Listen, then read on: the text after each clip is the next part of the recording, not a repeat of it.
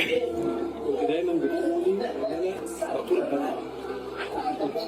طول بتعملي ايه؟ كانت دايما بتقول زمان ان انا على طول بتعب وسخونيه وبتضايق، بس انا كنت عايز احكي لك هي بتعمل ايه عشان خاطر ان هي مثلا توديني الدكتور والكلام ده كله. بتعملي ايه؟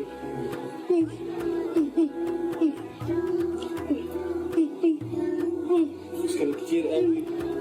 وانت كنت بتعملي ايه؟ بتجيبي فلوس منين بقى؟ بيها ايه؟ لا عادي. بتقول لي مكسوفه ولا لا عادي.